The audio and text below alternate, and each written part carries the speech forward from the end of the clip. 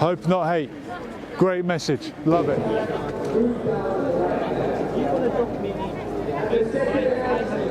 About Benjamin Netanyahu, yes. I mean, I think it's on record that he's been funding Hamas for many years. There's been ways of that money to be getting there, and they don't want a two-state solution. So you create trouble in Gaza, you have the West Bank split, so you don't get unity to create that kind of two-state ideal. How Terrible. did you find out about this? Are you someone that pays close attention? Or this I do pay close attention, but it's certainly not in the mainstream news. So I was talking to a friend the other day who sent me an article, but it wasn't a difficult one to find.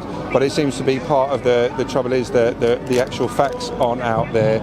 It's very binary, it's very opposite, and a lot of that seems to be to do with the internet and how information is disseminated and what's kind of hot and what's not. A bit like the march today, calling it a hate march, when it's actually people coming here for peace, and stop babies being killed and to stop innocent people being killed. Seems fairly obvious to me. And you're out today with your family? I'm here with my family, my wife, my children. And you said you've been to the ones before? Yeah, I went to the first one. Yeah, I think it's just important to get out. I mean, I think, and to show your face and to show that it's peaceful and to meet good people like you, like your child here and stuff. So yeah. Katie Hopkins said this is a hate march of 1 million Muslims.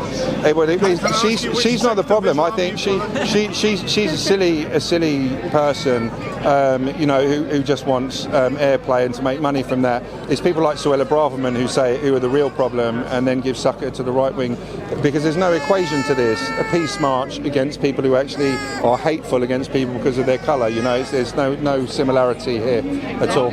Sorry to interrupt. Last question. I noticed you're wearing the poppy.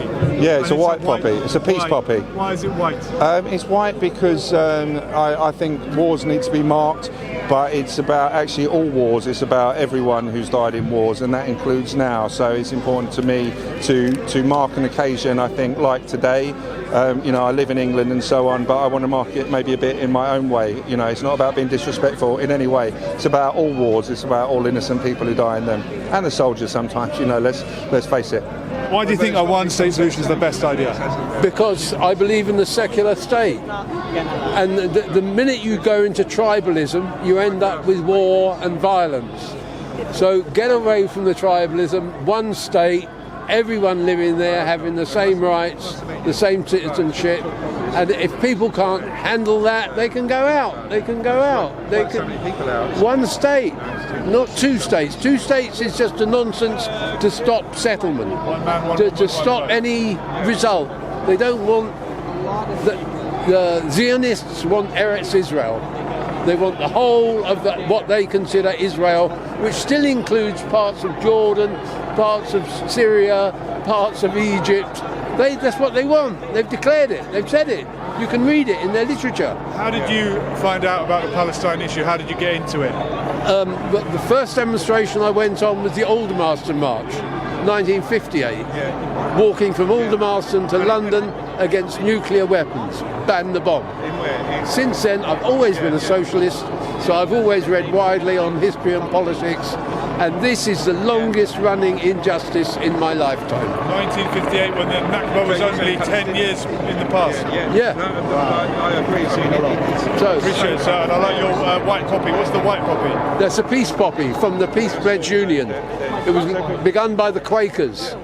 They wouldn't wear the red poppy, they wanted the white poppy.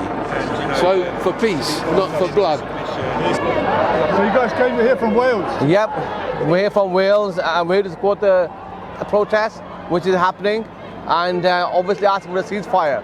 What's the Palestine solidarity scene like in Wales? Have you got a lot It's really strong, it's really strong everywhere. Very, very strong. It's been difficult, but the community's come together. So for the first time, well, in my lifetime, and I think my brother's lifetime, 9 mosques in Newport and Wales have come together to issue a joint statement, and that's sort of pushed the Welsh government, and so you have to push harder, and we're going to keep pushing. So why can't the government here do it? Is doing better than the British government. And that's what we need. You've got Yemeni family as well. Yes. Right. I mean, it's my grandchildren are half Yemeni. He's half Yemeni, half Irish on my side. It's the same Irish. Irish original.